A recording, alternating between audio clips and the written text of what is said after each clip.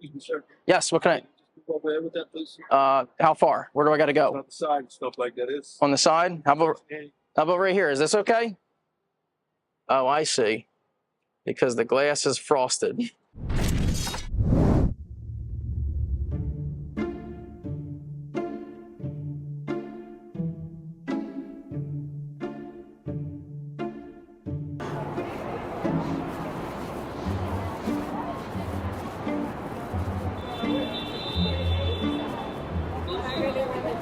Oh my God.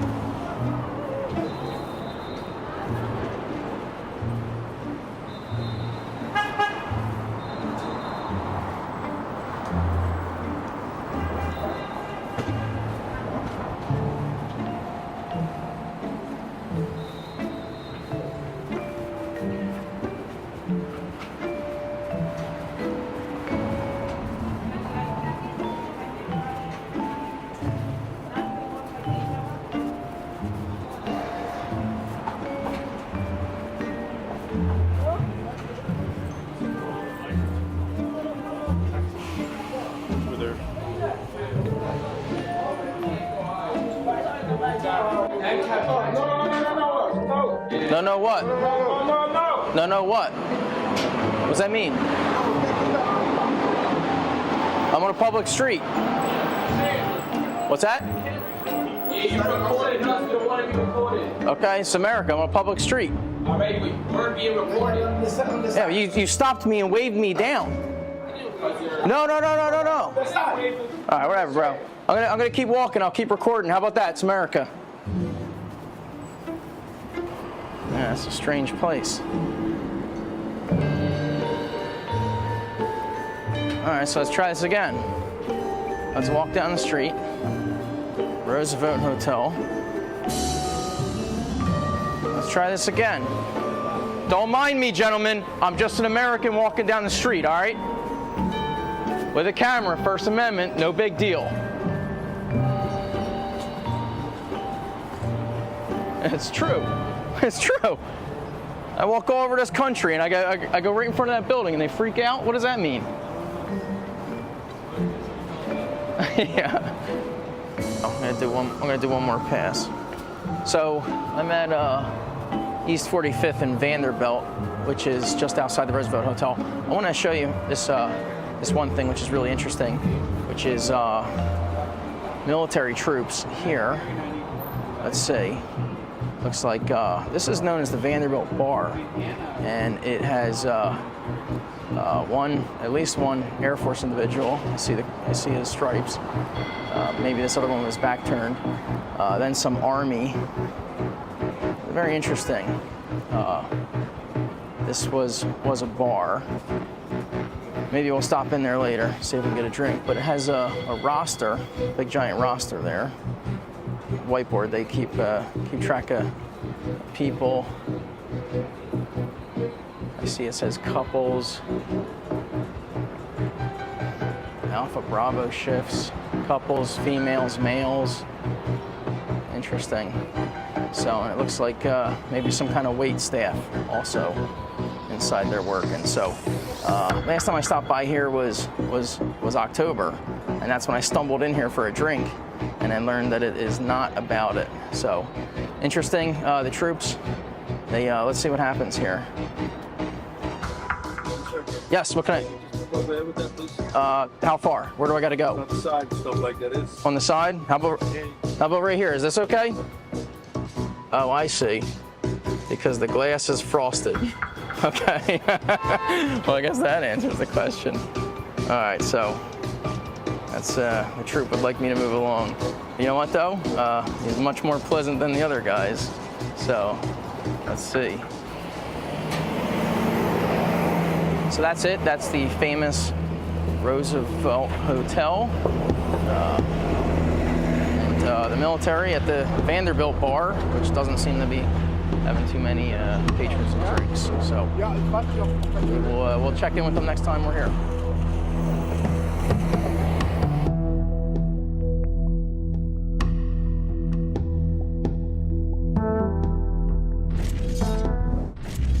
Are you familiar with FBI Special Agents Kyle Seraphin? I'm familiar with the name. Is that yes? I'm familiar with the name. Familiar with the name. Let's bring in Kyle Seraphin. He's the FBI whistleblower who helped expose government censorship of our First Amendment rights.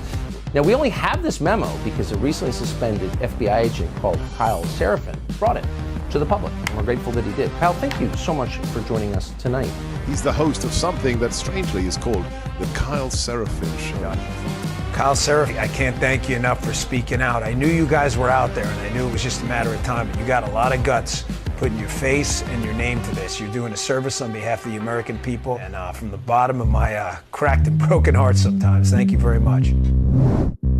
Take a look behind the curtain with a real whistleblower and American patriot. Prepare to embrace the uncomfortable truth because this program has no time for comforting lies. Here is civil liberties enthusiast, Second Amendment defender, and recovering FBI agent Kyle Seraphin. Well, hello, my friends, and welcome to the Kyle Seraphin Show. Today is Friday. It is March the 22nd, and it is a friendly Friday. That means we got Steve Friend joining us in just one moment. The real Steve Friend. If you are not following him, make sure you do so. Am I speaking faster than normal? I feel like I'm coming in here really, really hard and fast.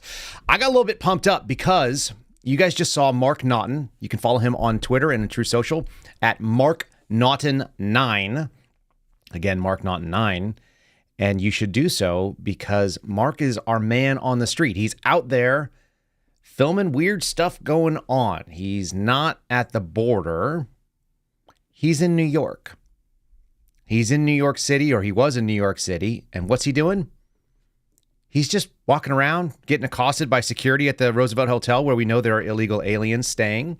That's strange. We're seeing a joint operation. For those of you who saw that we came in a little bit hot, we started off with this video. It's already getting some action on social media, but simply put, he was there in October. He was just there a couple days ago. And for whatever reason, we've got Army, Air Force, we've seen Marines in there. Why in the world is there a joint operation of multiple branches of the military hanging out in the what used to be a bar of a hotel in the city of New York? Completely bizarre, and they don't want to be videoed or photographed. They don't want to have people standing outside the door. That's a public street, as you guys saw. So very strange. We're still looking into that kind of stuff. We're going to ask some questions. We're going to keep asking those questions. We need to all be asking these questions. And if you're in the city of New York and you see weird stuff, you need to film it.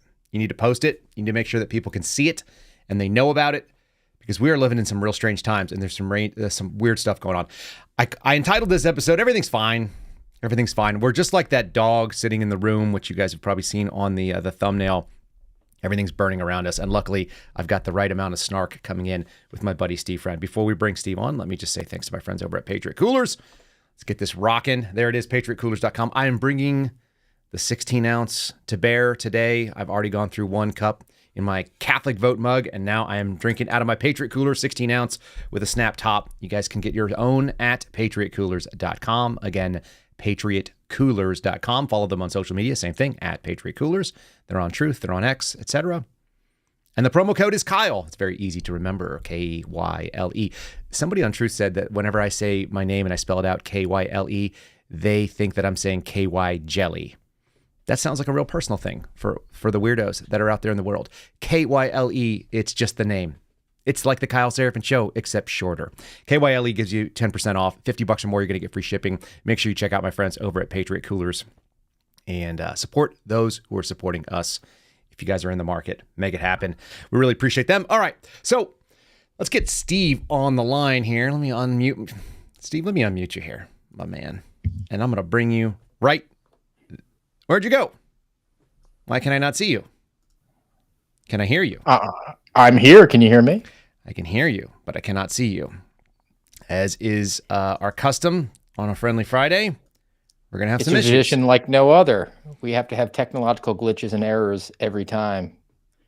Yeah. There you are. Now we can see you. Hey, buddy. Good to see you, sir. Friendly Friday. We were on hiatus last week, but you had some good interviews lined up. I was enjoying listening to them, but I'm always great to be back and have our bro sesh weekly tradition. People called it the ghost of Steve Friend. Steve, there's nothing weirder than every single time that we try to get together, every single time we take a shot at the Bureau. I didn't used to believe this kind of stuff, by the way. I don't know if you did, but Did you think that that they were vindictive forces in the world that were out there just screwing with regular people? I mean, I think I regularly talk about the fact that I feel like I'm in a Jason Bourne movie more often than it's quite unsettling, the frequency at which things happen. And you've talked about it before, like seeing ghosts. So you never know if it's your own anxiety or if it's actually real. Did we ever actually share the experience of being down at Mar-a-Lago when we were in the Airbnb together, all of us, all suspendables, we met up. And I just remember thinking like, well, most of us traveled by air to get here. So we're all unarmed and we're all together and we're all vulnerable. They could just scoop us all up. And then we had a lot of really strange things happening while we were there with Comcast guys coming in who the place wasn't serviced by Comcast. They're hanging out. There's like cables in the backyard, but the cables aren't terminated into the ground. It's just like loose wires. And the guy was like, oh, that's why I need to be here. Yeah. Unlimited weirdness. The best is that we had George Hill with us, who is like, he spent far too much time doing weird things in weird places. So he's extra prickly about that kind of stuff. And then we had Garrett like running dudes down on the street. Everything about that is terrible. The helicopter, you weren't there for that, but somebody just brought it up in the chat. The flipping helicopter that came and hovered over our podcast that has never done that before, since, or after. They just decided to come and hang out in the middle of the street. God, it's so weird. I mean, I have always just taken confidence in the fact that they are government employees. If they are doing it, they're probably doing it very poorly. So we'll just have to depend on our own abilities to tiptoe through those raindrops. Wonderful. Isn't that good stuff? And this is one of the things that just came up. I'm going to throw this on the screen for folks. Y'all, this is what I put out yesterday. It's gotten some traction. It's something I've known about for a while. I hadn't dug into the actual day, the specific day, but I wanted to with you all. And Steve and I talked about this privately, so I'll just kind of throw this up. This is a couple of snapshots from the Internet Archives, and this is available on my Twitter. It's available on True Social. It has had a number of people take a look at, a couple 100,000. It should be bigger than this. This is a screenshot from September 4th. That's what you see on the top. The top is the banner, which is the mission and priorities of the FBI. And so this is their public-facing government website. The second tier there, that middle bar, is September the 4th, 2020. And below that is September the 7th, 2020. So only a 3-day gap. Now, what I'm going to read to you are the core values. I'm going to make selected passages here. But the core values, number one, on September 4th of 2020. This is under Trump. This is why I keep saying this was never Trump's FBI. But it was rigorous obedience to the Constitution of the United States. That was the number one core value of the FBI, September 4th, 2020. The number 4 was fairness. And the number 8 was diversity. And then you go 3 days later, and they've flipped the script on everything to the point where number 5 is now diversity, number 7 is fairness, and number 8 is rigorous obedience to the Constitution, and they left out of the United States. I don't know if they're doing another Constitution. Steve, does that mean anything to you when you kind of think about the priorities and the mission set? Do you remember seeing those posters change, by the way? Oh, I remember when the posters went up and they were actually saying we've added diversity to the list. And there was actual discussion about the FBI motto being changed from fidelity, bravery, integrity to fidelity, bravery, integrity, diversity. That was actually legitimately discussed. And I think that it's worth saying that language is very important. Right. Certainly the communist left understands that. They can circumvent laws by just reinterpreting the way that they say the words are there. They, shall not be infringed. Well, we can go after your guns anyway, because we say that there's a militia sort of exception to it. So that's just one example. But language leads to your mindset, which is, again, I call them communists. I don't call them libs or hippies, something like that. And I think that the FBI embraces that because it's very politically driven at this point, and reorienting your priorities and your core principles to that effect. There's no question in my mind that one of the 9 diversity committees who have a direct relationship with the FBI director was behind doing that. It's really bizarre because corporate mission statements mean things. They're frustrating, but they're there and they have a real, actual sort of tangible result in how you try to carry out your mission set. And then when you put diversity over the top of obedience to the Constitution, I don't know. I never changed my mission, but my thought process is the people they hired after the fact, maybe that was a change in the types of people they were recruiting, and maybe what they were teaching at Quantico, since you and I weren't there to look at it. I used to be an instructor down there, and they removed me because I wasn't like really, really respectful of the process. I always thought training division was kind of a joke, which I may have said out loud. Well, the training division was just a launching point for people in their careers. It was not something that you were a crusty beat agent who just wanted to go back to working cases. And we said, hey, you have a lot of knowledge and we're going to bring you to Quantico to impart that. This will be a sacrifice that you have to make, step away from your career because what you know is valuable information. Instead, every time that we went to a new class or had a new instructor, they would always introduce themselves. And without a doubt, they were always like, yeah, I was on the AG's protective detail or the director's detail. And they cultivated a relationship with people in that area and then launched themselves over to Quantico for basically a job where they had to teach 1 hour classes twice a week and then could just work out and hang out the rest of the time. And then we're trying to go back to headquarters and go get a section chief job at SERG. So one of the things that we used to say, folks, is that there are two types of FBI. There's two parts of the FBI inside that agency. One of them is the Federal Bureau of Investigations. That's where you're actually out investigating crime. That's what Steve Friend spent his time doing. That's what I got myself towards. And then, then the other thing is called the Federal Bureau of Things. And the Federal Bureau of Things is the SWAT teams and the ERT and the dive team and the rapid response team and the international response team and the fly team that goes and does counterterrorism cases overseas and HRT, which does whatever the hell HRT does, spends $40 million and trains a bunch of dudes with hot yoga and become stud operators that have no mission in the United States. Like all of the Federal Bureau of Things. Oh, there's the TTAs, the technically trained agents that are dropping wires and stuff like that on people. And you kind of need the Federal Bureau of Things. But that was the group of people, generally speaking, one of two things. Either they didn't want to work cases and they had no interest in doing so. So they were just wanted to be a government paid guy doing guy stuff, which is nice. If you can get it, good work. And then the other version is like they needed a break. But a lot of those people would turn around instructors. Do you know that the instructors, they used to spend something like 15 years. They had to actually rewrite policy to say that at some point, if you're in the academy, you have to rotate back to the field because people would just go, well, I've been an agent for 6 years. I'm going to just be an instructor here. This is a nice place. Quantico is kind of cool. I'm outside the city. I can live in Fredericksburg or Spotsylvania and I'll just hang out here forever and make good money, do nothing. That was my defensive tactics instructor. He'd written the book on defensive tactics, and he was apparently some sort of legend there. And he'd spent his entire career at Quantico. I mean, he was this weird guy, and there was always this implication that he was going to be like coming down on us super hard because that was his reputation. I guess they'd pulled him back, and he was kind of resentful of that, and he was kind of just mailing it in. But he had a moment with us where he was going to share one of his war stories about using a restraint hold, using the choke hold, right? The choke hold. The carotid choke. Carotid. And he said, yeah, let me tell you how I've actually used this. And we all got, interested and thought like, all right, here's the legend. Let me hear it. And he said, yeah, I had this hold on this guy. And then, he was going right out. He didn't tap, nothing. He put him right out. And we're like, where did this happen? He goes, right over there on the mat. At the academy. The guy allowed him to do it and just refused to tap. Like that was his war story, was rolling around on the blue mats at Quantico. That was why he was a legend. And I think that the Federal Bureau of Things, they've gotten away, and again, this is language. You're support.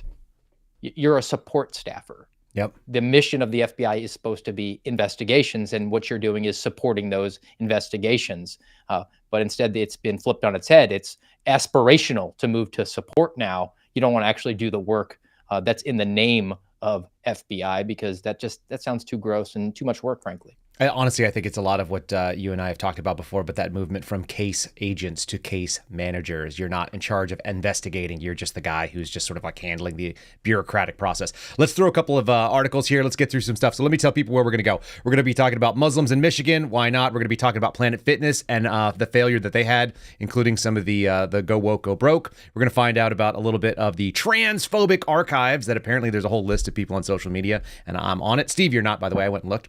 Migrants overpowering the Texas National Guard down at the border. That's good. CNN not covering that at all. I think that's well relevant. And then lastly, we'll get into the CIA blocking some of the Hunter Biden work, and we're going to do the ATF case. So we've got all those things coming up in just a second. Let me do a quick little ad read here for our friends over at 4 Patriots. You just heard where we're going with this show. If you guys are not getting prepared, if you just saw that we've got troops stationed in the hotel in New York, if you're not prepared, now's a great time to go ahead and do that. It's the weekend. You guys are looking. You get a minute to breathe. Go to 4patriots.com/Kyle. Again, the number 4patriots.com/Kyle. Assess your risk and then make sure that you've got something prepared for emergency food, emergency comms, that you have the ability to hold on to battery power for your communication devices. This year is only going to get stupider. If you're not sacking like 50 pounds of rice and 50 pounds of beans, if you want something that tastes a little bit better, and just assure you, if you've ever eaten the same thing for even a couple of days in a row, I've eaten the same thing for 100 days in a row, and it's not very fun. I recommend you guys get a little bit of diversity in not the FBI sense, but in the sense of your food and your calories. Go to 4patriots.com/Kyle. Again, I got Steve laughing on that. 4patriots.com/Kyle. You got two choices, prepare or repair. You know which one we recommend here. It's a little bit cheaper to do it up front than have to try to figure it out and then do the boatload of ruples trying to swap it over. All right, Steve, so I got you back on here. Let me do this. Let me read a little bit from this Breitbart article. I think Garrett sent me this. This is a Michigan imam. It says, "We Muslims will yet again slaughter the Jews like sheep." Nothing like the religion of peace, which is also made up, just engaging us in the way that we love here in the West. It says Muslims will yet again slaughter the Jews like sheep. Obviously, this is coming from Breitbart, so we take it with just a little bit of grain of salt. They're a little bit more on the right, or a lot more. When the opportunity arises, this is an Islamic cleric who has appealed to Allah, seeking soldiers for Islam, including death, so that they can go after Jews. Terrific. In a sermon that was given in the Islamic Center in Warren, Michigan in January, this imam, whose name I cannot pronounce, nor do I care to, he warned that the fate of the Jews everywhere is going to meet the same as what happened in some guy's store in New York. None of that sounds really good. He said, don't worry, Jewish man. We will come for you and we will slaughter you like a sheep, and the stone and the tree will work. Uncover for us. Saying, hey, Muslim, come here. There's somebody hiding here, and get up and kill him. These people sound wonderful. I love that this is out there. This is the most American thing that we have, is just no tolerance for another religion. Luckily, we tolerate anybody who wants to come here, whether you're Haitian and you might want to barbecue somebody's leg, or you're a Muslim from some third world shithole like Donald Trump likes to talk about. Just bring them all in. Values are not important. Why not? You're all Americans now. Yeah, well, this happened in Michigan. So my question is, where you sit in Liberty Hill, Texas, where I sit in Daytona Beach, Florida, could we walk into our local FBI and report some sort of call to violence type of language? There might be some terrorist threats implied with that. I mean, certainly someone did that in Los Angeles, as you found out yesterday, for someone who was doing what you're doing right now and podcasting and making a hyperbolic statement in Colorado. And you could walk into Los Angeles field office and they could bring it to a substantive investigation on domestic terrorism. But, there's no two-tiered system here. There's no double standard whatsoever. We can just keep screaming about hypocrisy all we want. We can keep saying, oh, well, Congress will have hearings, and then they'll have hearings so that they can maybe write a report. And then they'll just fund the FBI and allow it to happen. That they're picking who their perceived enemies are, and they're going to use the resources they have to go after them, and everyone else, ollie ollie oxenfree. I like ollie ollie oxenfree. The other day you actually you and I were on Jesse Kelly, and you managed to work in an I Have Newt reference, which is always fun. Guys, if you didn't see Jesse Kelly yesterday, Steve and I were on that. He was also on the Joe Pag show doing some hot takes, and I really appreciated your discussion about how to defund, or how to take the teeth. Defang is probably more accurate. I think we should start trending that one. Defang the FBI, which is to say, take the armed position out. We'll get into that with the ATF in just a little bit here. So there's something really ugly about, you can walk into an FBI field office, which is what happened in Los Angeles. We got some folks reaching out to us. Los Angeles and Denver had reports that Joe Oltmann, who was on our podcast on Friday, a week ago. And the only reason why people knew who he was in the FBI is that there's a lot of people that listen to our stuff. Do you want to talk about the amusement of seeing that you called out some gal on social media the other day who's a brand new hire at the FBI, and the fact that they're making changes? When we say that the FBI is watching what we're doing, y'all, we're not just saying that. There's some really, really decent evidence that happens in almost real time when this stuff starts going on. Steve has a good example of it that happened the other day. I basically have dedicated my my X/Twitter account to just trolling the FBI now, which has been lucrative for me in theory, because technically, I guess my Twitter account's worth more than yours. Yeah, if you run the analysis on it. But this was because it's March, it's the Women's Month. The FBI is going to really virtue signal as much as possible, unless I guess they have a transgender that they need to promote more than that. But one of their posts that they put out was about this woman who was really making a difference. And most FBI employees really stink at operational security. So I just went over to LinkedIn and found her her account, and it was public. And wouldn't you know it, she's a recruiter for the FBI, and she has been a recruiter for the FBI for less than a month. But the FBI felt great about putting her on the front and promoting the great work that she's doing. So I just tweeted that her actual full name, which I believe is Creepy, if you pronounce it correctly. And within one day, her LinkedIn account had a bureau-approved photo and, very government imagery. Less cute, too. Oh, yes. I mean, it was probably more accurate to what she looks like today. Too. She didn't do none of the Instagram type of whatever posing, none of the filters. She had some creepy angle that looked very nice, and then you saw her and you're like, huh. What did my buddy used to always do that when you would see certain women, they would have a certain picture and then they would appear in real life. You would see their picture. This was in the military, actually. He was a staff sergeant. He would be like, oh, based on what we're gonna go meet with this lady here, and then it would be like her public affairs picture, and then you go meet her and you go, huh, and he would always do this little thing. He's also like a tier Seinfeld episode, a Two-Face, where she looks good in some lighting and then looks just terrible in others. And this guy also did like the Kramer shudder. That was what it was. It was Jerry, that kind of thing. Great segue there, talking about they don't have a tranny to put out in front, which would have been the big move. Speaking of trannies, how about this dude who's not even faking it? You can't see it on the screen here, Steve, but this is the photograph that Libs of TikTok made quite famous this week that resulted in a $400 million drop in the value of Planet Fitness as a corporation. Quite amazing. The headline that you guys are seeing, Planet Fitness value plummets $400 after transgender turmoil. Oh, Fox News. You guys are so funny. Very, very funny stuff. So what happens? This Patricia Silva's membership. This is a woman. Her membership was revoked after snapping a photo of a biological male, as you guys are seeing on the screen, not even trying. He's not even close to trying. He was seen shaving in the women's bathroom. Apparently, that's just what you do. And so the Planet Fitness is getting the go woke, go broke thing. They're getting the Bud Light treatment, and that saw people do this sort of devaluation and sell off. It went from a $5.3 billion company to a $4.9 billion company in just a couple of days. Maybe because people want to go there and just work out. And man, is it just me? Steve, is it just me? But Planet Fitness is like, don't be a lunk. You remember they had the lunk alarm? They kicked out Steven Crowder for like lifting too much weights and grunting or dropping weights. But they're cool with like dudes who are shaving their beard in the ladies' locker room just because he wants to check out ladies. Like, how backwards is this company?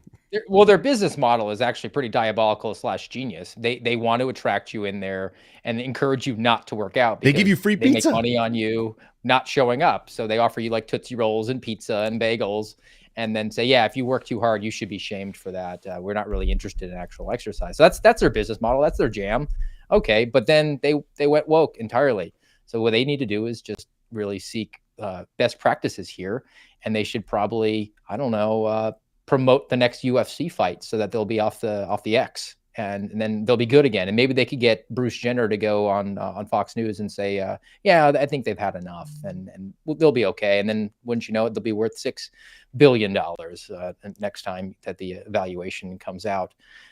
It's sound and fury signifying nothing to a certain extent, but there are legitimate victims here. Like women are going in there into the locker room and they're being ogled by some pervert who's abusing the rules. And that's lost in the shuffle because it's just, a way that we can own this and bring this issue forward. And then it'll be next news cycle. We're not going to think about it anymore. I actually heard a proffer. I'm interested to get your take. Who is it more dangerous when it comes to this issue? Is it Dylan Mulvaney or Bruce Jenner?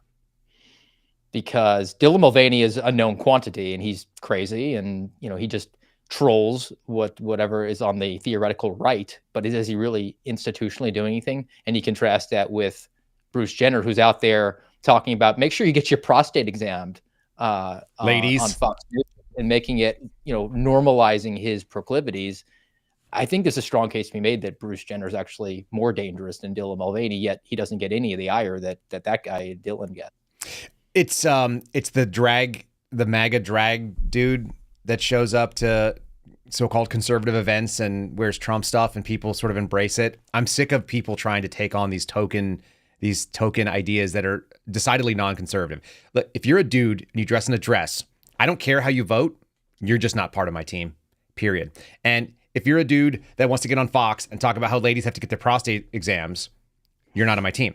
We're not the same at all. I would Spartan kick you into the big hole and let people know if you came around my kids. That's what happens. You come up and you want to talk to my kids. Hey, look, let me tell you about men and how they have to get their testicles checked for chest kick, middle into the well. I don't care how far you go down you go. Like, you can go back to Xerxes. I don't want anything to do with it. It's gross. And this is, I mean, it's sort of connected to what we were talking about yesterday. And I think you and I agree about, First Amendment absolutism, and you should be able to say what you want. And you shouldn't be investigated by a law enforcement agency for that. But there needs to be societal guardrails. Like, if you were to say something obscene to my wife, I should be able to beat you to a sensible level and then not face any consequences for that. Like, that's the way society works. There's a social compact there. It doesn't just have to be an agreement between us and our government. There's an agreement between you and I as citizens that we have that understanding. Like, I'm not going to kick you in the crotch because, like, that's a low blow and that's a vulnerability. But I will beat you within an inch of your life, and then we'll go on because you called my wife a bad name, and everybody who knows that will say, oh yeah, you kind of had it coming. They used to actually know. In fact, Joe Biden actually knows that. That's why he wanted to take Donald Trump behind the gym or whatever the heck nonsense that he thinks he can do. By the way, if the two of those squared off, that would be, one, really sad to see, but I think Donald Trump wins. Even though Donald Trump has lived a privileged life, I get the feeling he's probably a more physical animal than the frail man that's taken down by the wind, the sandbags, and the stairs. That's just my take. We need a celebrity death match. I'm telling you, for that. I miss celebrity death match. I miss all of that. We used to be able to watch people and they would always have like the unexpected winner, which would make everybody outraged and the crowd would boo. That was the best. Those guys had a good sense of humor. Let me throw this last little piece here. The fun thing is that Planet Fitness touts itself as a judgment-free zone and then judged that woman not worthy and revoked her. She was in Alaska, by the way. If there was ever a place that you would think, I had a discussion the other day with one of the Trump investigators, former FBI guy, who's kind of working for the legal team, and somebody else, and they just go, we just need to take some of these senior executives and send them all. Actually, it might have been with one of Matt Gaetz's people. And they were like, yeah, we just need to take these, these people, give them a choice. Get on the Trump train or you're getting sent to Alaska. And I was like, why would we do that to Alaska? There's got to be a place in America that we don't like. And then I said, maybe it would be like, I don't know, Iowa, where there's like a lot of room. And he goes, Iowa's really nice too. And I went, Dakotas, I really like the Dakotas too. I like the people. Man, just send them to the Bay Area so they can walk through turds. Let them have turds on their shoes and give them the regular cola. Don't give them the Bay Area cola. Just pay them the normal rate, whatever that is. All these SES clowns. They don't get a cost of living adjustment. You just have to go live in the Bay Area and dodge needles and turds. What do you think? That or what's Stacey Plaskett's non-voting location that she's from? We could send them there. That way they actually can't impact government. They can just vote for a. Well, that's where the FBI member of Congress. Yeah, that's where they send pretty people that do nothing. Like what's that lady's name that's in charge of the National Security Branch? I can't remember her name anymore. It doesn't matter. But that's where she came out of. She did fraud investigations and counterterrorism in the Virgin Islands. So yeah, Stacey Plaskett, 100%. Okay, let's do the trans list here because I'm on it. I just want to show you guys. I bring the receipts. This is a thing that's known as the Twitter archives. It is GitHub/Bethlehemany Twitter archives main Twitter transphobes. There I am prominently listed on the screen, a Twitter transphobe, which is to say that I don't think that there's such a thing as a woman with a penis. I just don't think that's real. I never have. You're not going to convince me otherwise. And I'm on the list. A lot of people are on the list. Again, Steve, you are not on the list. I double checked. And so you got to get to work. That's what I really was trying to let you know. You're delinquent on your transphobic tweets and sharings. Yes. I mean, I might attribute that to the fact that, well, the FBI keeps putting out this reference to Silence of the Lambs. They show like the business card for Clarice Starling. And they say that's a great movie that motivated all these women to apply to the FBI because it's March and it's Women's Month. And my takeaway is Clarice Starling was a trainee who needed the assistance of an elderly man to help catch a tranny.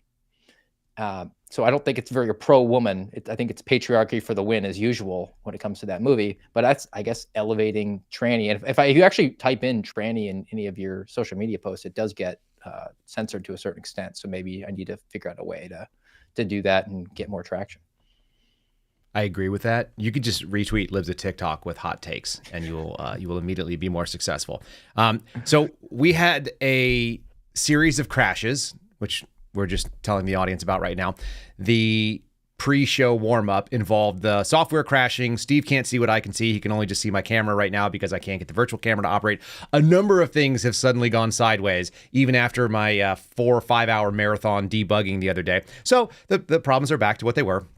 And I don't know exactly. I didn't list out what all the videos were that I downloaded. So I'm going to play a couple of videos here, and we're going to find out what they are when we do them. We're going to be talking about the border thing. This may be that border overrunning situation, but it might be something else because I literally don't know what it was because everything failed seconds before we went and went this live. So here we go. Let's see what this one is.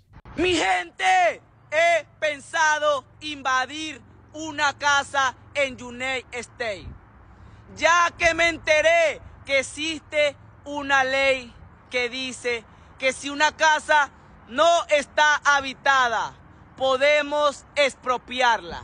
Capichi, muchachos, aquí en United States también se aplica la de invasión de terreno. All right, so we know what that guy is. So if you guys haven't seen this, it's been running around on sort of the viral social media circuit. This is why I queued that up. Now I know why. This idiot is a illegal immigrant. He's the one that was showing his baby and saying, oh, because I have this baby, I get paid and I don't have to do any work, and that's why I don't need a job. Now he's out there in what looks like a bridge in my old neighborhood in Virginia saying, I'm going to go and invade a house in the United States because if you seize a house here and you take it and no one's in it, then you could just have it. He's talking about the squatters' rights things, which we've covered this week. And I don't know. I kind of want to encourage him to come to Texas. He doesn't look very big. He'd be a more difficult target, but I feel like Double Aught Buck would be the right answer to someone trying to take your house. Who's taking your house in Florida, Steve? No one. I don't think so. I mean, we have a nice castle doctrine here. It's a pretty expansive. I love it. That's one of the reasons that I came to Florida. And now that we have concealed carry that's allowed, so we're on the upward trajectory here to match Texas in as far as gun rights go. You watch that video, and I can't help but thinking that how much our rulers hate us. Right? Like that guy is an illegal alien, gets preferential treatment, and if I call him an illegal alien, that's some sort of offense. You called him an illegal migrant, that's offense. He's undocumented, didn't you know? And if you say anything, if you're on the political left and you were to have a mea culpa and utter illegal, then you have to go on national TV and apologize for that, because that's really the concern. It's not the fact that these guys are restructuring a 22-year-old nursing student's skull, but we have to make sure we use the right term, because no person is illegal. And then we're really going to be focused down on like how many chips are in my bag of Lay's potato chips. That's really where I'm going to spend all the lion's share of my time, while we allow 10 million people to just flood across our country and now fight with the guys that are trying to actually uphold the law and protect our border. We have a major problem with people in a position of authority who are utterly uninterested in doing their job. And they're going to pass this DHS funding bill this week, and it's going to have nothing to stop what's going on. And they're going to pat themselves in the back and go back to their constituents and say, re-elect us. We got a greater majority so that we can really do what's important. What's that? Pass a funding bill that's the pipe dream of Nancy Pelosi and Chuck Schumer, because we can't have a partial government shutdown that nobody cares about? Nobody should care about the partial government shutdown. We've covered that plenty here. The other thing that's so wild is that it actually outlaws them spending certain amounts of money on DHS border security. It gives money, but not. It has explicit carve-outs. I went through and read some of the highlights on there where it was literally calling them or prohibiting them from doing the action that the actual department is set up to do. So we've had some insanity that happened down there. We had migrants overpowering. Actually, let's do this real quick. This is from Newsweek. Newsweek covered it. CNN did not. Actually, I think I've got that here. This is the big story from CNN, folks. Trump is about to get $3 billion richer. It's not going to fix his cash crunch. That's what they led with. I looked on their entire front page, above and below the fold, did not have this story about what happened down in El Paso. So this is migrants overpowering the Texas National Guard, tearing down a border fence, published yesterday, updated this morning. You're seeing Joe Biden feebly walk around with a couple of Border Patrol. This is Newsweek, obviously, so they're at least going to show that Joe Biden has been to the border one time in his entire presidency and in the last probably 10 years. New videos Thursday showing a riot. They're putting it in air quotes. I don't know why it's in air quotes. It looks like an attack to me, of illegal migrants, which we're going to call illegal aliens, attempting to enter the United States from the Mexico border. This reporter was showing it. The Texas National Guard was overrun by these illegals. And then the crossings have actually totaled 68,260 in January, according to CBP. That's a drop from 149,000 in December. One wonders if they're just coming in through non-ports of entry. These are obviously the only ones that we know about. Doesn't mean what they don't know about. And I believe this should be a little clip of them taking this run at people in Texas. It's a good reason to not be in Texas. It's a good reason to arm yourself, too. We'll talk about that in a second here.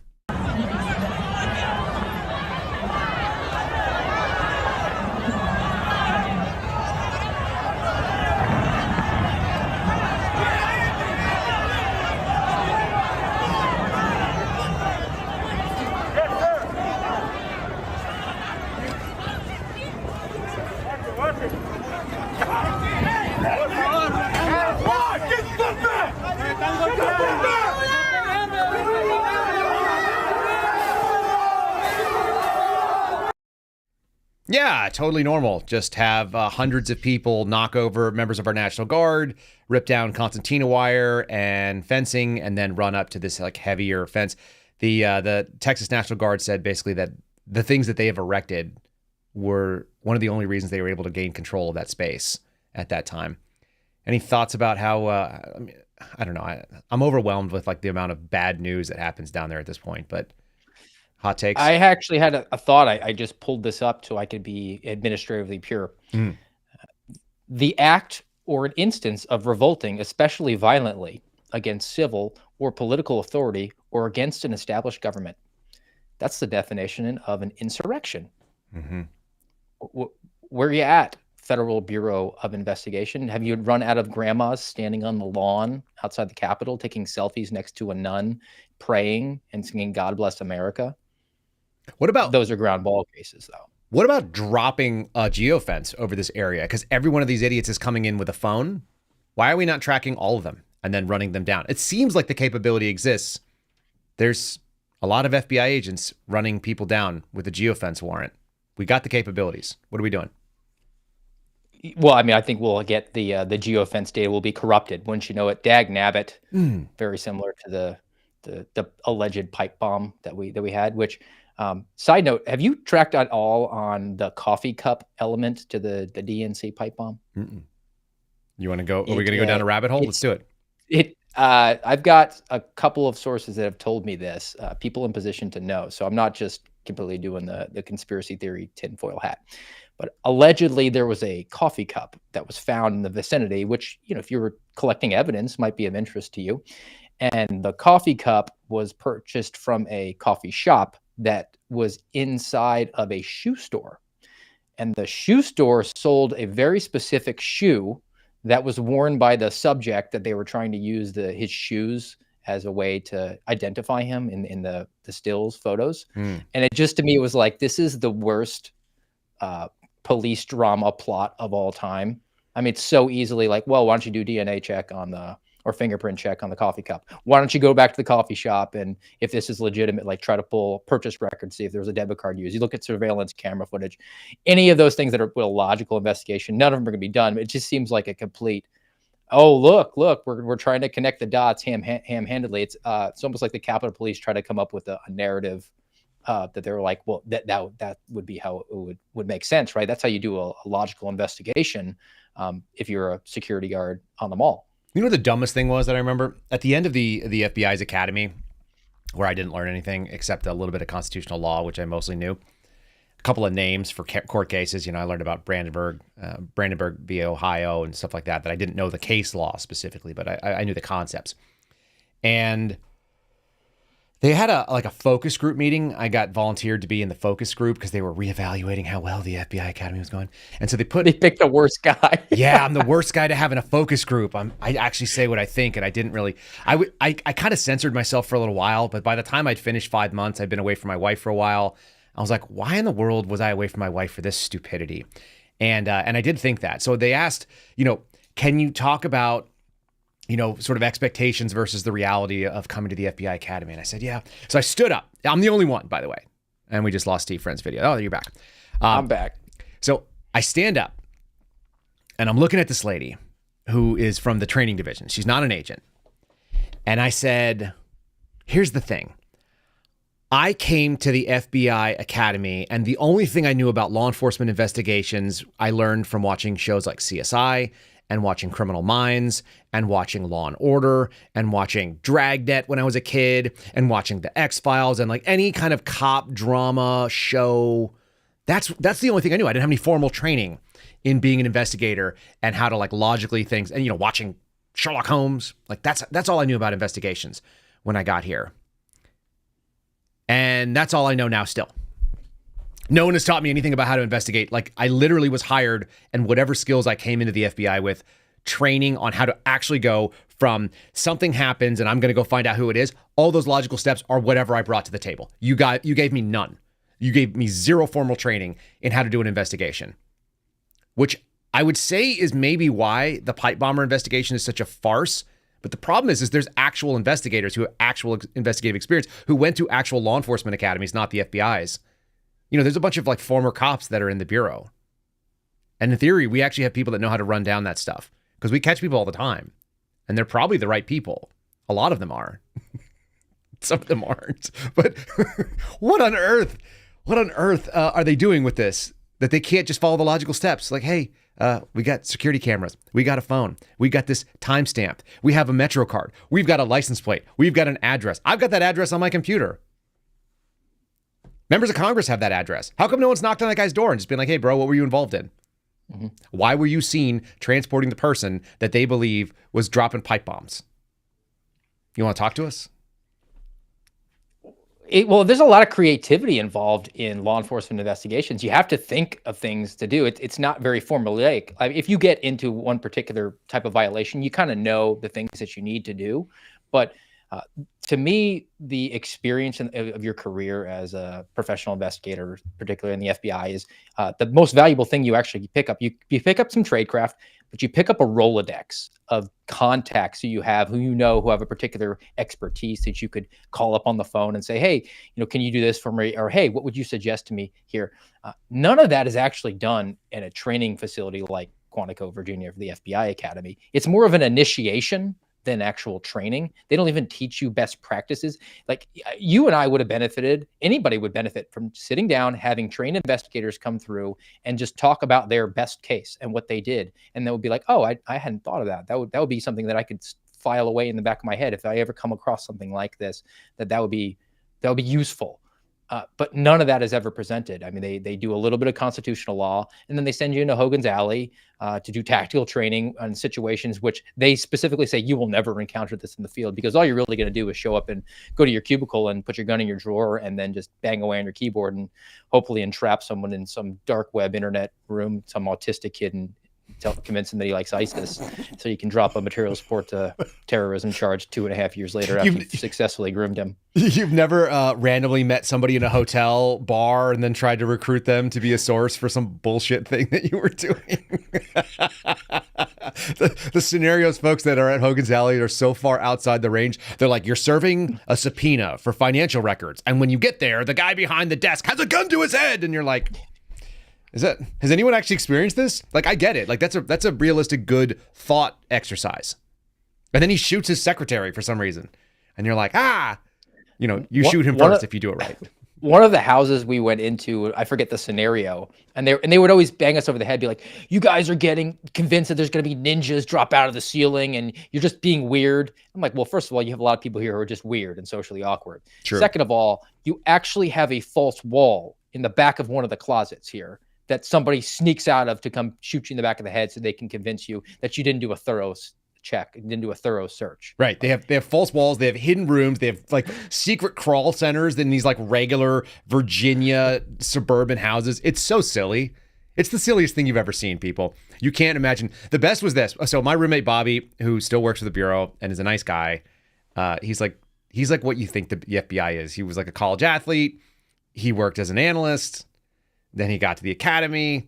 All he ever wanted to do was be an FBI agent. And then he got assigned to counterintelligence, so he doesn't get to do that. He's at the academy door. He's at the door of one of those houses in Hogan Alley.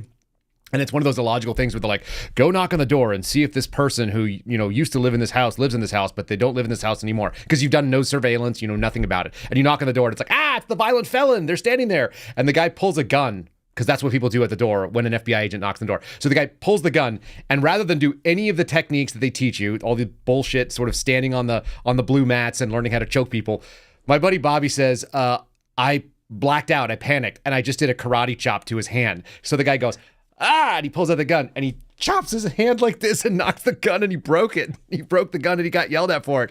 And they're like, what technique was that? And he's like, I don't know. I just panicked and I hit him. These are all role players that don't know what to do and they're not used to getting hit. So they're also shocked. It's all stupid. It's such a joke. It's so They're sad. bad community theater actors. Yeah. And they're probably making a pretty good paycheck because Probably. it's a federal government gig as a contract. They're probably making a lot of money. And then they try to like improv. They're given a very specific role, like you will do this because the person has to check these boxes to make sure that they're sufficient for an FBI role. But they get bored if they've done it 48 times. So on number 49, they come through and they're like, I'm going to ad lib a little bit here. Mm-hmm. And if you're that unlucky person, man, you're going to get a bad score because they just got bored. It's so true. It's so silly. It's so sad. Did I ever tell you about the last final interview that I did with a role player? I was the lead. I'm cringing interviewer. inside already, just so you know.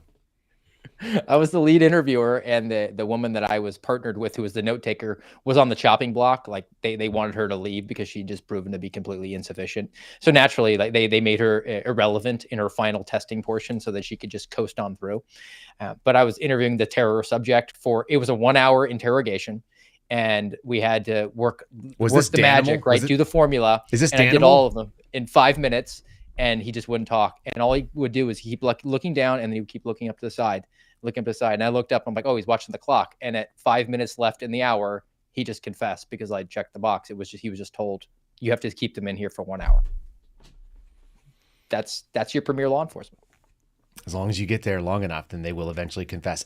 Like, I've used some of the techniques that they teach. They're not terrible. I've actually had people confess to weird things. We've done some stabs at it. And if you do enough interrogations, you get used to seeing people. You can start but you can't do it just based on sheer, what would you call that? Like denial of service style attack, where you just sit there long enough and beat on them. Although that is a technique. You just wear people down. People say weird things when they're tired. I guess there's that, but it's so... your rapport. You have to build rapport. Yeah, you have to build rapport. Mm-hmm. I built rapport by telling a lady that I spent a night in jail, and she didn't believe me. But I did spend a night in jail when I was in the military. I got thrown in jail. I legitimately build jail. rapport by telling people, hey, the FBI expects me to build rapport with you and connect over something, but I don't really want to waste your time. So let's just talk. And I think most people kind of appreciate that. They don't want to sit there for 4 hours and when 30 minutes will do. I think that's true too. Speaking of doing logical investigative steps, there are agencies that do it, I think. How about this one right here? This is coming. Miranda Devine sent me this the other day. This is written by Josh Christensen. CIA blocks feds from interviewing Hunter Biden's quote-unquote sugar brother, Kevin Morris, during a 5-year tax probe. What? The CIA blocked... Steve, you're going to have to tell me if you've ever heard of any of this. Just, like, not from you, but from, like, your friends and people in the Bureau. Federal investigators were blocked from interviewing the sugar brother during a 5-year investigation into the first son's alleged tax violations, says a whistleblower who's come to the House impeachment leaders. House Oversight and Judiciary Chairman say the whistleblower informed them that the intelligence agency stopped the IRS and DOJ investigators, which would be the FBI, SSA that was part of it, from interviewing this guy, Kevin Morris, who's been paying all of Hunter Biden's tax bills and all this kind of stuff, his quote-unquote sugar brother. They basically were told that the DOJ officials, whoever these agents were that were doing the investigation, were summoned to the CIA's headquarters in Langley and told that Morris could not be a witness for their investigation into Hunter Biden. It's unknown why or on what basis the CIA allegedly intervened to prevent investigators from interviewing Morris. The story goes on. I'm going to bring you back on the screen here, Steve. Here's what's really crazy. Miranda's like, hey, is there any precedent for this sort of thing? Do they have any authority to do that? And I'm like, no, they do not. But you know what it makes me think? Because Mike Ben said this the other day. It would make a lot more sense if Hunter Biden was a CIA asset. And we'll use the asset. We're not saying agent. We're not saying a W-2 employee. We're saying a recruit, somebody who was recruited to do something. So you're familiar with the National Resource. I'm just thinking out loud right now, but you know the National Resource Group? Are you familiar with them? Yes. NR. Most people don't realize that the CIA does actually have a charter to operate domestically. And the thing they use is this thing called NR, National Resource. And National Resource is actually not that shady when you think about what the FBI's or the CIA's purpose is, which is to go overseas and do all kinds of things. They want to get access to people and all this kind of stuff. So NR folks will recruit people that are American business people and folks that travel overseas and people that are working for NGOs and people that have access to government officials that are non-official channels. And then they will recruit them and pay them money and ask them to do work on behalf of the U.S. government in a non-official capacity. I don't know if Kevin Morris was one of those people, but it's certainly possible that Hunter Biden could have been one of those people. He's got a dad in politics. He's got access. He's got a name. He doesn't work for the government. He travels all over the place. He picks up bags of cash. He's doing all kinds of shady stuff. That doesn't actually seem outside the lines. And Mike Benz is kind of laying that out there. I don't know. What's your take? The cold read on that sort of idea as a possibility. I think if you were to do a name swap for Hunter Biden and drop in Jeffrey Epstein, things start to look very similar in the way that went. And I think the allegation and most people's suspicion is that Jeffrey Epstein was also an asset for the CIA or some intelligence apparatus. Possibly multiple. Yes, and the fact that the CIA is giving directives to the FBI and the guys that went over there. I mean, there could be some sort of professional courtesy that you would do, and we're all technically on the same team, right? We might be different pockets on the 511 pants here, but it's the same mission going forward. We all want to promote. I don't want to screw one agency up to promote my own case. You have to have all those considerations. But if you have a legitimate investigation of corruption, public corruption for someone like Hunter Biden, and it connects directly to the president of the United States, and you spike it because the CIA says you have to, he's busy running a little bit more pushback on. What if he's running our ops for the Color Revolution company or country that we overthrew in 2014? What if that's the case? Because that's kind of, we're kind of free ball speculating here. But the thing that really bothers me is that this is not outside the realm of possibility. And then the other thing is this, and this is the thing that a lot of people don't realize. The FBI and the CIA have an interchange program where FBI agents, yes. They hang up their badge and their gun for 3 to 5 years. They go through the farm at Langley. They get trained up as a case officer, and then they run human intelligence sources in the United States domestically. They don't go and do it overseas in stations, but they come do it in the U.S. and they work out of at least 5 different cities that I'm aware of: Atlanta, Chicago, Los Angeles, New York. Where's the other one? There's another one. Is it DC? I don't think it's DC. I actually don't think it is. I think it's outside of DC. I think they basically focus outside of there because there's such a big presence for the Bureau there. But anyway, they send people to all these different cities. I'm trying to remember what the last one is. I'll have to ask somebody. But there's 5 of these cities where you can get assigned, and then you do human recruitment on behalf of the CIA as an FBI agent who's behaving as a CIA case officer domestically for NR. And from what we're understanding from our insiders, if you want to promote within Washington field office, which is adjacent to headquarters, and that's where they bounce back and forth their entire careers, you actually have to have some sort of relationship with an intelligence agency, and we all know that that's going to mean the agency, and you have to engage in a program like that if you want to actually promote. So people who are promoting in Washington field office and then going back and forth to headquarters, they all have that now, or going forward, they will all have that relationship and that background with the CIA, and I think that would be problematic if they're going to be in a position of authority over the entire FBI. And just so people understand, the big problem is not what the work of the CIA oversees. The problem is when you have that mindset of anything goes. I had Mike Benz on the show, and he referred to them as like an orca, pit bull, whale, dragon, or whatever, some hybrid chimera animal that you just can't let in your house. And you can have it overseas destroying stuff, but when it's hanging out in your backyard, like ripping up your barbecue, it's really a problem.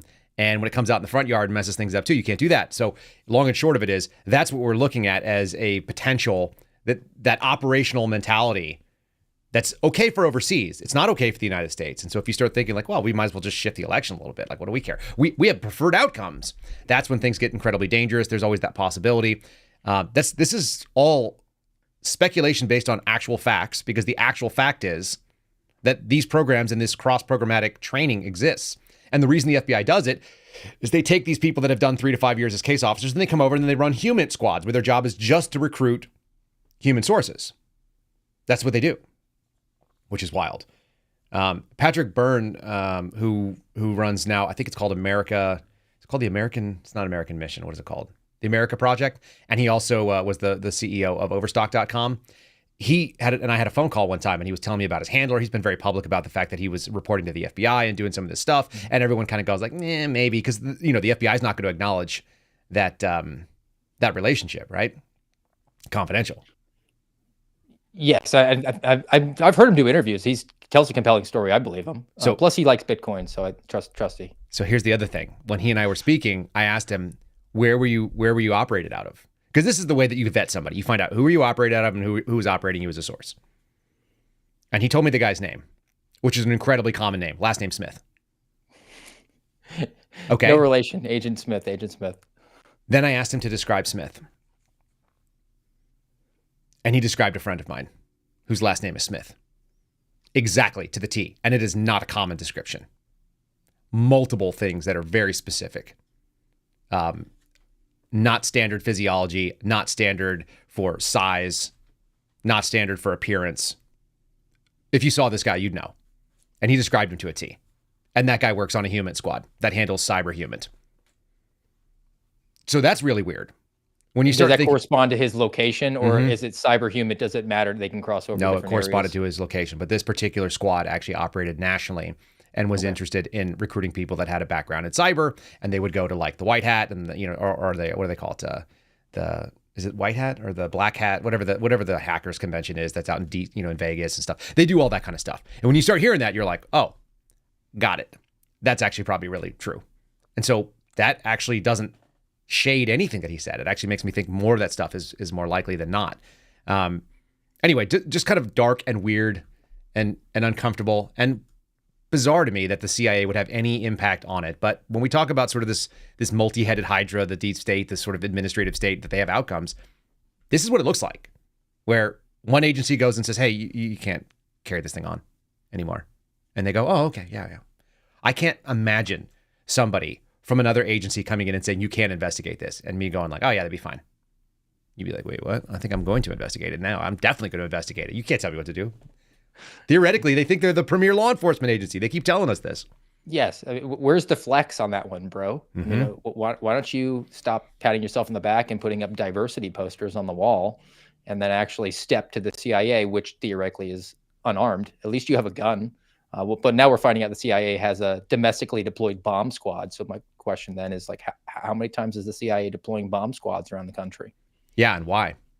All right, I've got you on the screen here now. I'm going to show this. This is the stuff from the ATF. I said I would cover it, so I'm not going to make liars of ourselves. Actually, before we do that, let's say thanks to my buddies over at Catholic Vote real quick. There it is, CatholicVote.org. Folks, get the loop. There's all kinds of good stuff every single morning. I still have to read today's loop and get caught up because I'm only covering what I'm covering today. Go to CatholicVote.org, enter your email address in, and you can sign up for the loop, or you can go to CatholicVote.org/loop, LOOP, and get your own copy of the loop in your email on a daily basis, and then you will know what's going on. Let's talk about this ATF thing. So the guy died overnight. He was the executive director of the Clinton Airport in Little Rock, right? And Steve, I'm going to read some of these things. I sent you this thread. This is that Twitter thread I sent you. This is the search warrant application that you guys are seeing on the screen. It's an ATF agent who signed it, whose name is redacted, which is bizarre because this is a public document. There's no reason for that. And they're searching for the standard, evidence of a crime pieces. The two charges that they are listed here that they are thinking that there is going to be a violation of is 18 USC 922. You know, that one that we just found out Section G is no longer applicable because illegal aliens are allowed to have guns. And the second one is 921, which is description of what a federal gun dealer is. I'm going to show you some of these little highlights here that you're seeing on the screen. This is going to be saying that the affiant is, in fact, a criminal investigator for the ATF, and then a bunch of redacted stuff, so be it. We've got another piece here saying that they have over 200 hours in cellular data training, which means that they were going after some electronic records. I'm sure that was in their attachment stating what they were looking for. So this is all pretty standard stuff. There's nothing really exciting here. The statement is that people oftentimes use their cell phones to take pictures of their illegal activity, and that's their justification for going and making sure that they can seize all the electronics in the house. And then they also go into this 921 charge, which I wanted to get into it with you, Steve. Any person engaged in the business of selling firearms at wholesale or resale, any person engaged in the business of repairing firearms and or of making or fitting special barrels, stocks, trigger mechanisms, or a person who is a pawnbroker. This guy is none of those things. If you're selling them privately, which is what we're talking about here, like, I don't understand how they think he's going to sell a profit. There's already like almost no profit in selling guns. You know that to be the facts. They're going after him for being an illegal gun dealer. This reminds me of that conversation I had with an agent who said, we bought 6 guns off this guy over a period of 6 months. And it made me want to puke. Have you ever been told to go after somebody for a gun crime like this? I don't know if it's common in other places. You know, the only specific instance I can think of is when I eventually got moved from child pornography to domestic terrorism, they were trying to say, well, this would be really good for your career, and you're uniquely qualified for this when they just needed somebody with a 98.6 degree temperature and 2 arms, 2 legs. And they said, well, you're going to have the opportunity to do a lot of criminal work on this side of the national security, particularly gun crimes. And not knowing really what they were talking about at the time, and now in retrospect, it was like, oh, you were talking about trapping people in gun crimes. And we had one case that was open on some Boogaloo boys, and the allegation was, well, they might be using some auto sears to drop into firearms to make them fully automatic, and we want to get a informant from a different division to come over and bump them and see if we can do it. And I just remember thinking, like, these guys are in a rural area. They're not doing anything. There's no evidence to that, but we're going to try to encourage them to do it. So I kind of just was able to navigate and say, like, hey, I don't see the resource requirement to bring a out of division informant to come and do this. There's been no allegation of any criminal wrongdoing that's been going on. And this case has been open for years. So closing this one out and got that one through.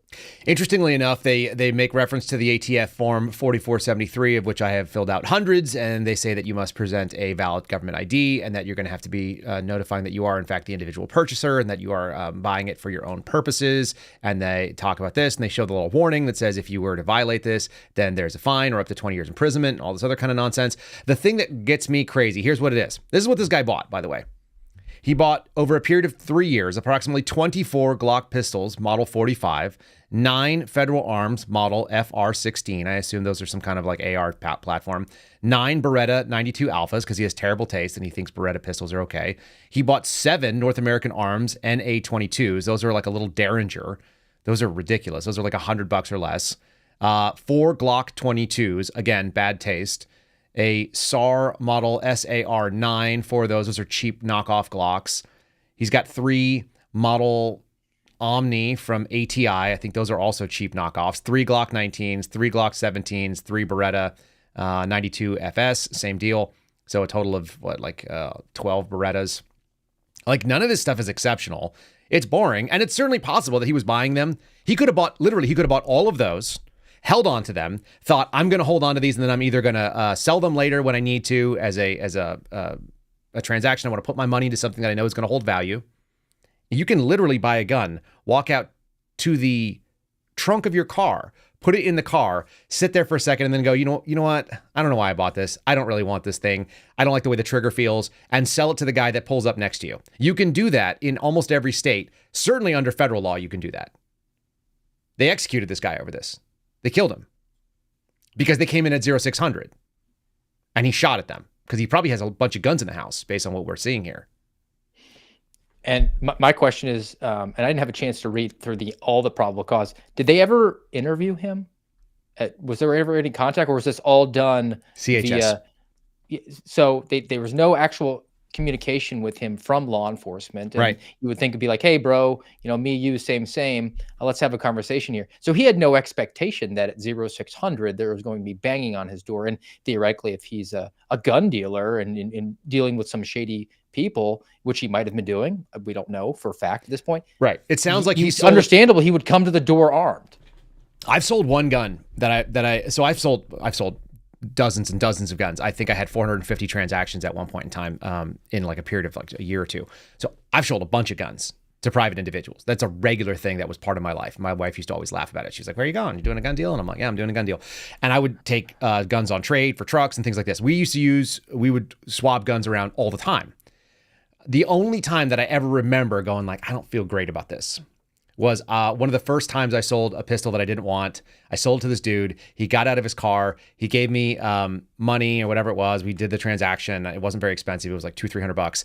And then we switched it out. He gets into his car, and when he's opening it to put it away, like his little, like his one hitter for marijuana fell out.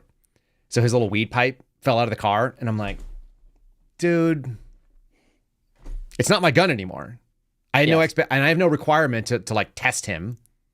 I don't feel great about that. I got a little bit more specific about who I wanted to deal with. I generally dealt with guys that were prior military or cops and so on, or people that were like me that got it, had concealed handgun license.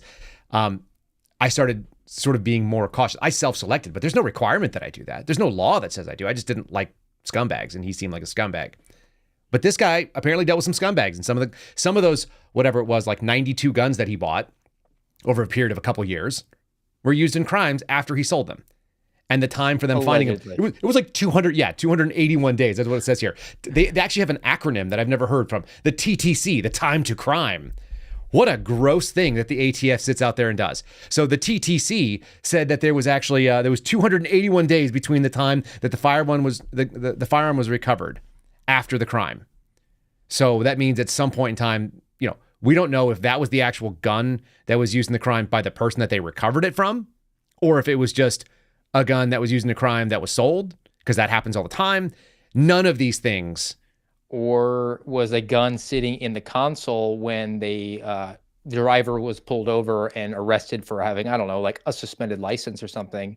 And they said, well, there was a gun here and it was seized and a crime happened to be committed. So we're just going to count that.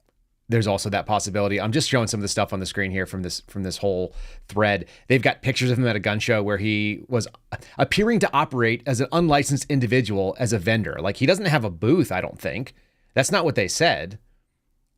He attended a gun show and he was selling guns without asking for paperwork or identification. Welcome to America, ATF. These people need to be disbanded faster than anybody else. I think I've told you this before, but I actually have a chat group with some ATF agent, like a former ATF guy and a current FBI guy. And the name of the chat group is the Gay Chicken Referees, because the FBI and the ATF consistently play gay chicken, trying to find out which one is the gayer agency. And any given day, like, somebody is going to pull ahead. There's always something. Today, the FBI is in the rear because the ATF killed a guy who had a decent job, a white collar job, running an airport.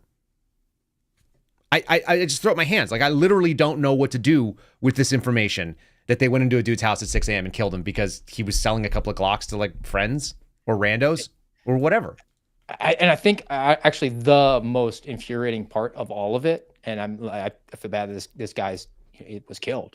But that aside, we're going to get, and any coverage of this will be, well, he was an investigator on the Clintons, so there's a conspiracy angle to this, and I don't even want to talk about that. He just worked at the Clinton airport. Shall not be infringed. Like, why isn't this the launching point for we need to have a discussion here that the ATF won't even give any sort of professional courtesy to have a conversation with somebody who works or worked in the federal government as an 1811 criminal investigator. Instead, they just banged down his door and got into a shooting with him over constitutionally protected activity.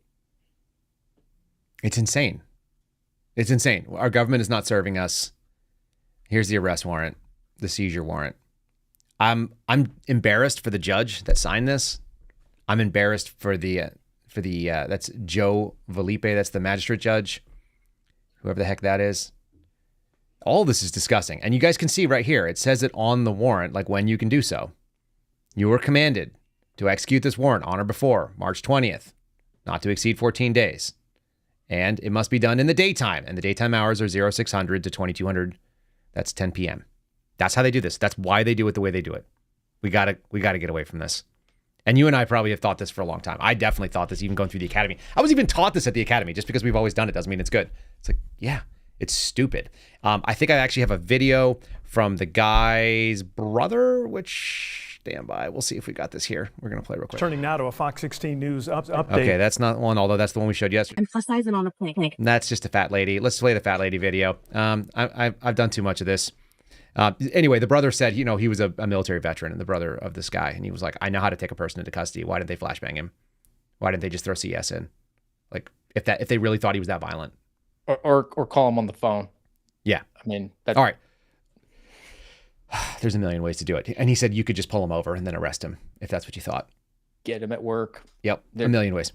But again, back to creativity. There's a lot of creativity involved with doing that job. When you just paint by numbers, which all these federal agencies like to do, you just say, well, it's 6 o'clock in the morning because that's the way we always did it. Well, the antiquity of error is no justification for its perpetuity. Why don't you actually use the gray matter between your ears, if there is any in there, if you haven't, come into hiring by any of these agencies in the last couple of years when diversity is our strength, apparently. You should probably deploy that. Okay, here's the fat lady complaining about how airplanes are anti-fat. So we're gonna get on the anti-transphobe list right now. We're gonna get on this the body shamers. I want to body shame this lady because I think it's funny. She posted this in the world. She wants comments on it. We're gonna comment on it. Here we go, Steve. Just a fat lady. I'm plus size and on a plane. Of course I can't fit the tray table now. I'm plus size and on a plane. Of course I'm gonna sit beside the smallest member of my family. I'm plus size and on a plane. Of course the armrest is digging. I'm plus size and on a plane. Of course I have to shimmy down the aisle sideways. I'm plus size and on a plane. Of course I need a seatbelt extender. She's plus size and on a plane, people. It's not her fault. She's just like 150 pounds overweight, so she can't fit into the seat. Steve, what's going on with these people? What are we doing? I remember I had a 7th grade science teacher who was... Is that plus size, by the way, or is that just morbidly obese? Is there a mega Doppler morbidly obese? I think she'd qualify for the next category up. Roger. But I had very, let's just say she was politically incorrect. She'd get along really well with our circle. And I remember her talking about the plus size person on the plane. And she said, yeah, I was sitting there watching them come down the aisle. And all I could think of was the left thigh was talking to the right thigh. Like, I'll let you by this time. You let me by next time. You let me this time. I'll let you by next time. That's so bad. I had a guy sit next to me who was easily 400 pounds. He filled up the entire seat. It looked super uncomfortable for him. It's his own fault. It's like, guy, your job is to drive in a truck. Like, you can't fly in a plane. You don't fit in a plane, or you got to buy the more expensive seat. You made my life miserable. You made your life miserable, and we're both worse off for it. And I hate you a little bit for it. And I don't want to hate you, but you did this to us. Don't look. And he's looking at me like it's my fault that he doesn't fit into the armrest. The armrest is digging into his body. It disappeared into his body. I couldn't see the armrest. So my arm is, automatically, and I'm not a big guy, not by any means. I'm like a regular sized dude. So here I am sitting there looking at this guy. And then he basically put his head on the front seat and just sat there and just bared it for like 2 hours, which is kind of like a torture technique. I've been put into a tiny little box before when I was at SEER school. It sucks. That's what this guy just experienced. And he does that every time he gets on a plane.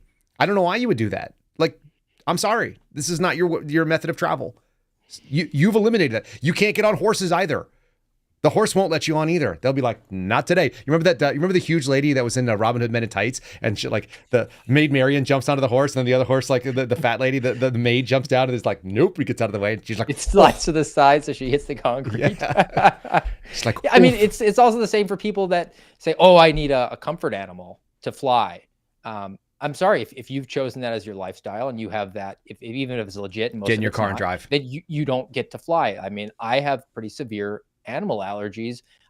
Is the flight attendant going to offer me an EpiPen when I go into shock because your little Yorkie Terrier is on your lap sitting next to me?